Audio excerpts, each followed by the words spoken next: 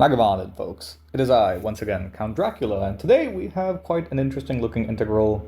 We have the integral from 0 to infinity of cosine of x cubed dx, and this is actually a special case of an airy integral defined here as the integral function ai of x. Yeah, this is ai without the hype.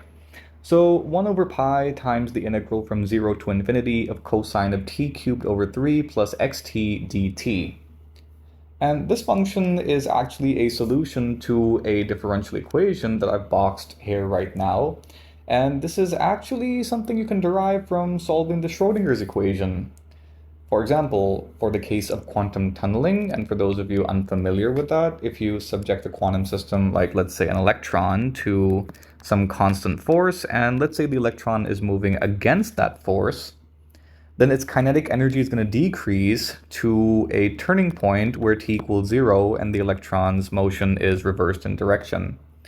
So t equals 0 and beyond this is something called a forbidden zone, where classically you would not find the particle, but as per quantum mechanics, the probability amplitude for finding the electron over here in this forbidden zone is actually non-zero and can be modeled by an exponential decay.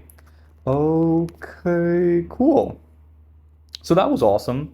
But we are interested in, let's say, something like the probability amplitude at the wall. And let's say the wall is set up at x equals 0. So setting up x equal to 0 here gives me cosine of t cubed over 3. And a simple u substitution gives us something similar to the target integral. So that is the objective of today. We want to solve this integral, and we're going to solve it using some beautiful complex analysis. First things first, let's notice that this thing can be written out as the real part of the integral from 0 to infinity of e to the I x cubed by Euler's beautiful formula. So the complex valued function f of z that I need to define should look something like e to the I z cubed, which we immediately recognize as an entire function. In other words, this thing is analytic in the entire complex plane. And as far as our contour is concerned, the contour design here is pretty interesting. So let me just draw the complex plane with my real and imaginary axes and justify the choice and design of the contour.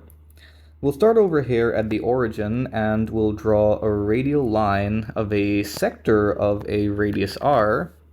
And speaking of sector, then that means I need this arc over here. And I'll need this other radius to complete the pie slice or the pizza slice contour of a certain aperture that we need to determine. Okay, cool. So how exactly do we determine the angle subtended at the origin? To answer that question, we need to look back towards our function, or in fact our target integral. Of course, we are interested in the limit as r tends to infinity, so that the integral over this line over here, that is part of the real axis, turns into our target integral.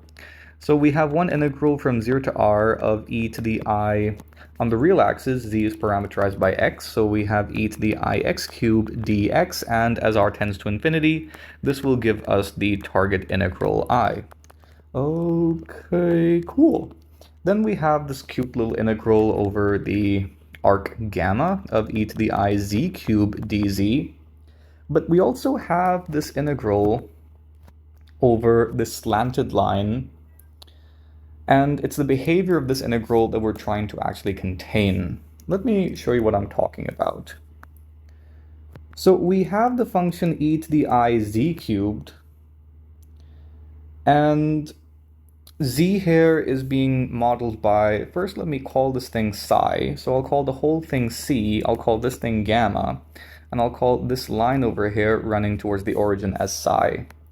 So on psi, any complex number would be modeled by a parameter t times e to the I theta, where theta is fixed, and t of course goes from r to 0 in this case.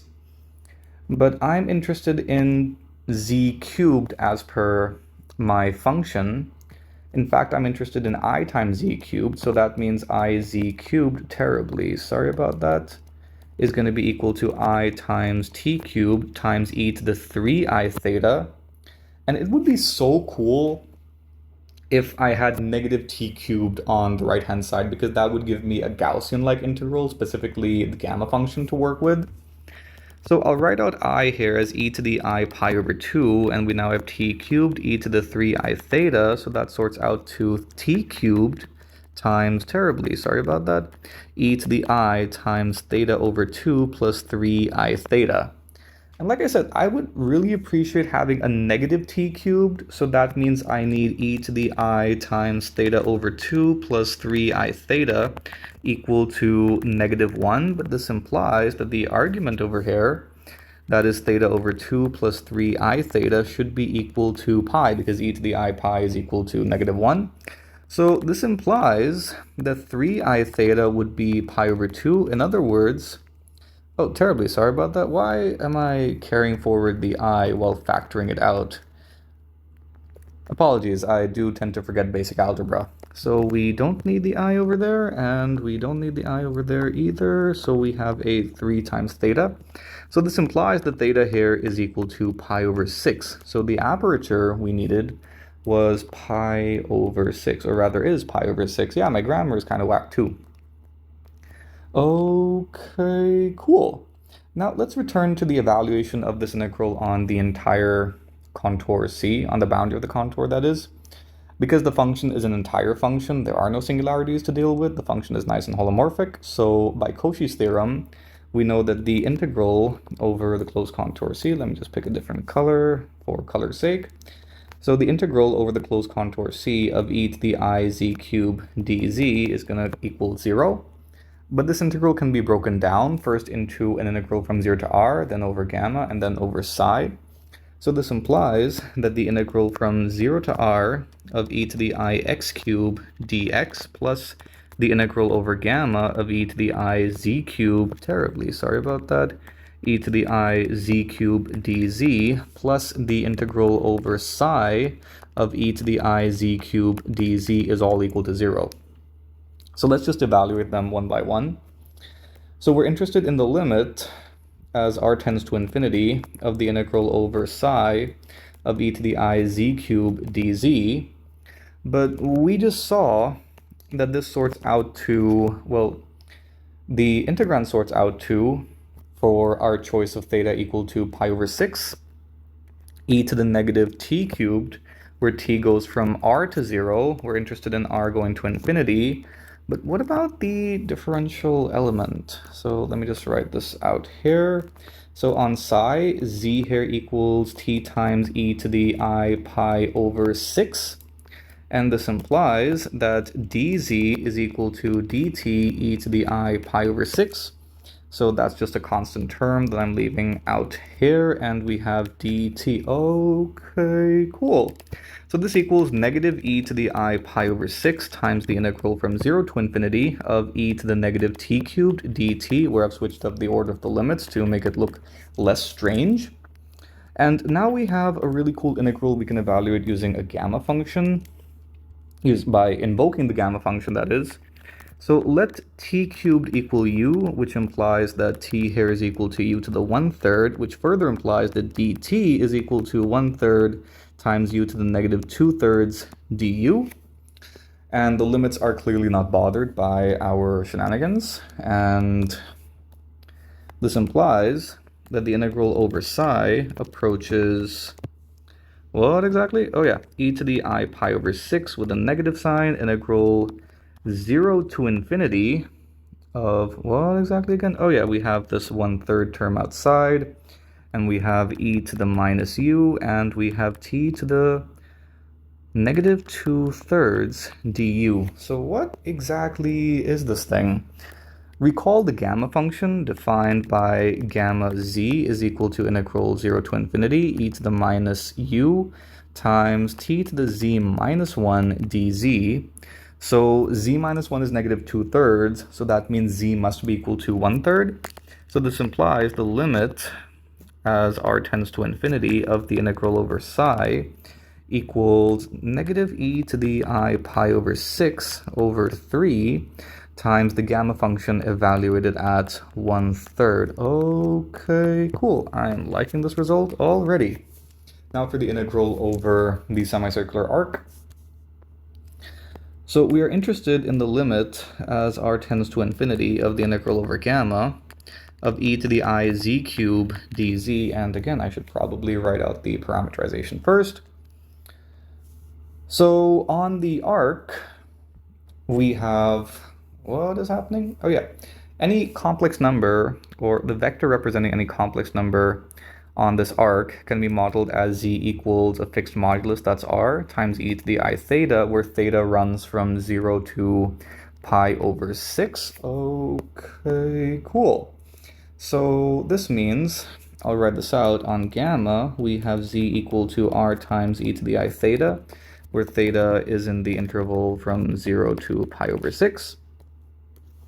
And this, of course, implies that the z transforms into ir e to the I theta d theta. So that means we have the limit as r tends to infinity of the integral from 0 to pi over 6 of e to the I times z cubed. So that's r cubed e to the 3I theta. Plenty of exponentials here. Times I times r times e to the I theta d theta. Okay, cool. My handwriting needs to stop being this cursive. So let me just multiply out the exponentials and see what I have in terms of a cleaned up expression. So limit as r tends to infinity, integral 0 to pi over 6 of e to the I r cubed e to the 3I theta plus I times theta. You know what? I am not writing it out in that manner. I'm just going to leave it like that. That is going to be a lot more helpful. Recall the triangle inequality. That is the integral over gamma of f. The absolute value of the integral, that is always going to be less than or equal to the integral over gamma of the absolute value of f. So this implies that the absolute value of the integral over gamma of e to the I z cube, with some disrespect to z because I'm choosing not to write the differential element because we already know it's dz, of course. So this is less than or equal to the integral from 0 to pi over 6 of the absolute value of I is 1, the absolute value of e to the I theta is 1, r is a positive real number. So that means we have r times e to the, let's see what we have here. If I expand this, then we have e to the I r cubed times cosine of theta, no, cosine 3 theta, plus I times sine 3 theta. So on expansion, we should have I r cubed cosine 3 theta, I squared is negative 1.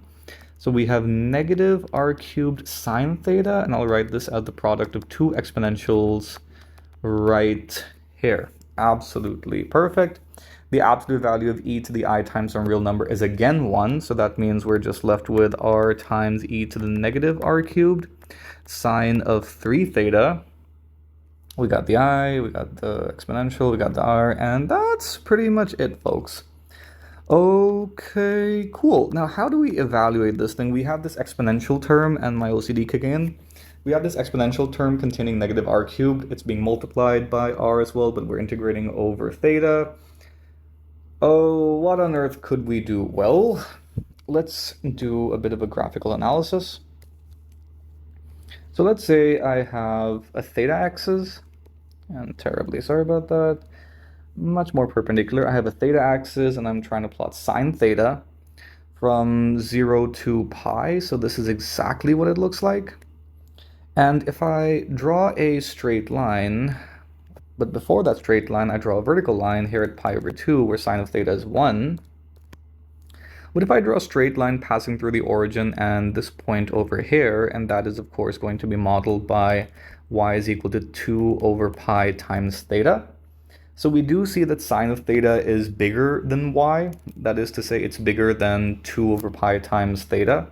So this means that e to the negative of sine theta is going to be less than or equal to e to the negative of 2 over pi times theta. Okay, cool. And the same logic holds for multiplying by r cubed, but now we have a sine 3 theta. So if I want to go from theta to 3 theta, all I have to do is replace theta by exactly 3 theta. And if this inequality is valid for theta between 0 and pi over 2, The cursive pi over 2, that is terribly. Sorry about that. Old habits die hard. So if I go from theta to 3 theta, then the resulting inequality is e to the negative r cubed, positive real number, doesn't make a difference. Sine 3 theta is going to be less than or equal to e to the negative 6r cubed, terribly sorry about that, over pi times theta. That r looked like it was going to kick itself in the face or something, where theta, of course, belongs to the interval bounded between 0 and pi over 6, which is absolutely perfect. It's exactly what we need. So this implies, terribly sorry about that, that the absolute value of the integral over gamma is less than or equal to the integral from 0 to pi over 6 of r times replacing the exponential with this upper bound. We have negative 6r cubed over pi times theta, d theta. Very easy to integrate this thing. R is a constant, take it outside. We have e to the negative 6r cubed over pi. Theta divided by the derivative of this argument, that's negative 6r cubed, again, r cubed over pi. Limits are 0 and pi over 6, and we see that one of the r's goes missing, but you still have an r squared term in the denominator. So that means, because of the r squared term in the denominator, as r tends to infinity, you will get a 0. So let me just write this out.